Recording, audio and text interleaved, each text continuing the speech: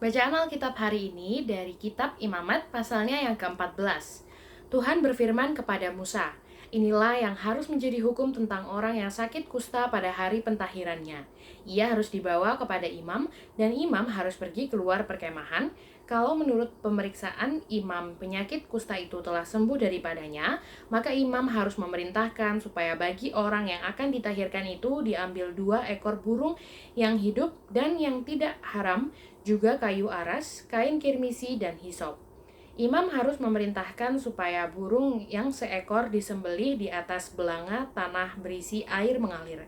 Tetapi burung yang masih hidup haruslah diambilnya bersama-sama dengan kayu aras, kain kirmisi, dan hisop, lalu bersama-sama dengan burung itu semuanya harus dicelupkannya ke dalam darah burung yang sudah disembelih di atas air mengalir itu. Kemudian ia harus memercik 7 kali kepada orang yang akan ditahirkan dari kusta itu, dan dengan demikian mentahirkan dia. Lalu burung yang hidup itu haruslah dilepaskannya ke padang. Orang yang akan ditahirkan itu haruslah mencuci pakaiannya, mencukur seluruh rambutnya, dan membasuh tubuhnya dengan air, maka ia menjadi tahir. Sesudah itu ia boleh masuk ke dalam perkemahan, tetapi harus tinggal di luar kemahnya sendiri 7 hari lamanya. Maka pada hari yang ketujuh, ia harus mencukur seluruh rambutnya, rambut kepala, janggut, alis, bahkan segala bulunya harus dicukur, pakaiannya dicuci, dan tubuhnya dibasuh dengan air, maka ia menjadi tahir. Pada hari yang ke-8, ia harus mengambil 2 ekor domba jantan yang tidak bercela dan seekor domba betina berumur setahun yang tidak bercela, dan 3/10 eva tepung yang terbaik diolah dengan minyak sebagai korban sajian, serta 1 log minyak. Imam yang melakukan pentahiran itu harus menempatkan orang yang akan ditahirkan bersama-sama dengan persembahannya di hadapan Tuhan di depan pintu kemah pertemuan. Dan ia harus mengambil domba jantan yang seekor dan mempersembahkannya sebagai tebusan salah bersama-sama dengan minyak yang 1 log itu. Dan ia harus mempersembahkannya sebagai persembahan unjukan di hadapan Tuhan.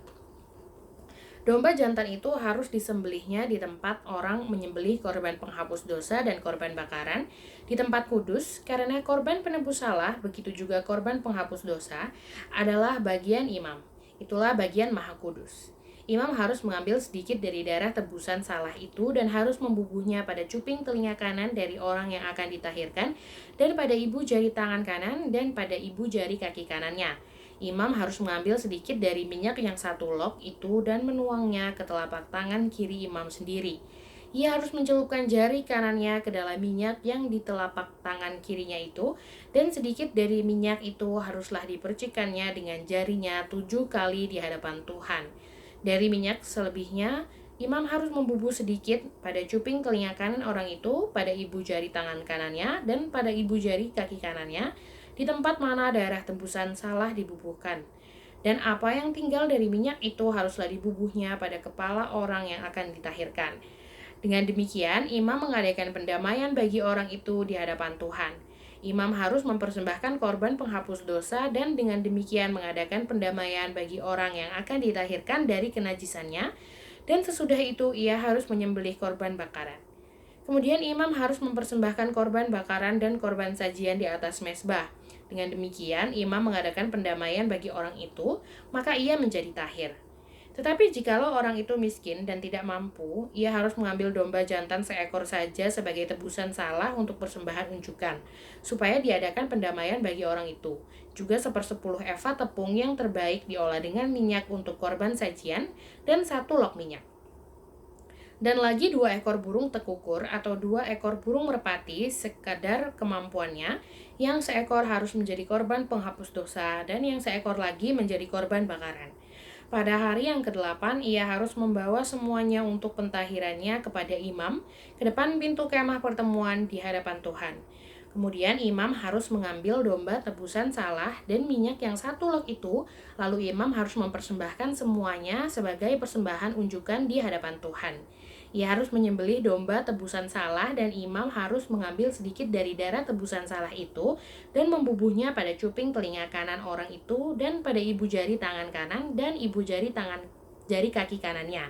Dan imam harus menuang sedikit dari minyak itu ke telapak tangan kirinya sendiri. Lalu sedikit dari minyak itu haruslah dipercikan oleh imam dengan jari kanannya 7 kali di hadapan Tuhan. Kemudian imam harus membubuh sedikit dari minyak itu pada cuping telinga kanan dari orang yang akan ditahirkan, pada ibu jari tangan kanannya, dan pada ibu jari kaki kanannya, di tempat mana dibubuhi darah tebusan salah itu. Dan minyak selebihnya haruslah dibubuhnya pada kepala orang yang akan ditahirkan, supaya diadakan pendamaian bagi orang itu di hadapan Tuhan. Lalu ia harus mempersembahkan seekor dari kedua burung tekukur atau anak burung merpati yang dibawa orang itu sekadar kemampuannya, yang seekor sebagai korban penghapus dosa dan yang seekor lagi sebagai korban bakaran di samping korban sajian. Dengan demikian, imam mengadakan pendamaian bagi orang yang akan ditahirkan di hadapan Tuhan. Itulah hukum tentang pentahiran seorang yang kena kusta yang tidak mampu. Tuhan berfirman kepada Musa dan Harun, "Apabila kamu masuk ke tanah Kanaan yang akan kuberikan kepadamu menjadi milikmu dan aku mendatangkan tanda kusta di sebuah rumah di negeri milikmu itu, maka pemilik rumah itu harus datang memberitahukannya kepada imam. Ada kelihatan seperti tanda kusta di rumahku." Maka imam harus memerintahkan supaya rumah itu dikosongkan sebelum ia datang memeriksa tanda kusta itu, supaya jangan menjadi najis segala yang ada di dalam rumah itu. Dan sesudah itu barulah imam datang untuk memeriksanya. Kalau menurut pemeriksaannya, tanda pada dinding rumah itu merupakan lekuk-lekuk yang kehijau-hijauan atau kemerah-merahan warnanya, yang kelihatan lebih dalam dari permukaan dinding itu, imam harus keluar dari rumah itu lalu berdiri di depan pintu rumah dan menutup rumah itu 7 hari lamanya. Pada hari yang ketujuh, imam harus datang kembali. Kalau menurut pemeriksaannya, tanda kusta itu meluas pada dinding rumah, maka imam harus memerintahkan supaya orang mengungkit batu-batu yang kena tanda itu dan membuangnya keluar kota ke suatu tempat yang najis. Dan ia harus mengikis rumah itu sebelah dalam berkeliling. Dan kikisan lepa itu haruslah ditumpahkan keluar kota ke suatu tempat yang najis. Dan orang harus mengambil batu-batu lain lalu memasangnya sebagai pengganti batu-batu tadi, dan harus mengambil lepa lain dan melepa rumah itu. Tetapi jikalau tanda itu timbul lagi di dalam rumah itu sesudah batu-batunya diungkit dan sesudah rumah itu dikikis, bahkan sesudah dilepa lagi, dan kalau imam datang dan menurut pemeriksaannya tanda itu meluas di dalam rumah, maka kusta ganaslah yang di dalam rumah itu dan rumah itu najis.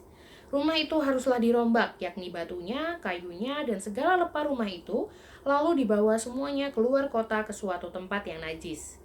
Dan orang yang masuk ke dalam rumah itu selama rumah itu ditutup menjadi najis sampai matahari terbenam. Dan orang yang tidur di dalam rumah itu haruslah mencuci pakaiannya. Demikian juga orang yang makan di dalam rumah itu haruslah mencuci pakaiannya. Tetapi jikalau imam datang dan menurut pemeriksaannya tanda itu tidak meluas di dalam rumah itu sesudah dilepa, maka imam harus menyatakan rumah itu tahir karena tanda itu telah hilang. Kemudian, untuk menyucikan rumah itu, haruslah ia mengambil 2 ekor burung, kayu aras, kain kirmisi, dan hisop. Burung yang seekor haruslah disembelihnya di atas belanga tanah berisi air mengalir. Lalu ia harus mengambil kayu aras dan hisop, kain kirmisi, dan burung yang masih hidup itu, dan mencelupkan semuanya ke dalam darah burung yang sudah disembelih dan ke dalam air mengalir itu. Kemudian ia harus memercik kepada rumah itu 7 kali. Dengan demikian, ia harus menyucikan rumah itu dengan darah burung, air mengalir, burung yang hidup, kayu aras, hisop, dan kain kirmisi. Dan burung yang hidup itu harus dilepaskannya keluar kota ke padang. Dengan demikian, ia mengadakan pendamaian bagi rumah itu, maka rumah itu menjadi tahir. Itulah hukum tentang setiap penyakit kusta, kudis kepala, tentang kusta pada pakaian dan rumah, tentang bengkak, bintil-bintil, dan panau, untuk memberi petunjuk dalam hal najis atau dalam hal tahir. Itulah hukum tentang kusta.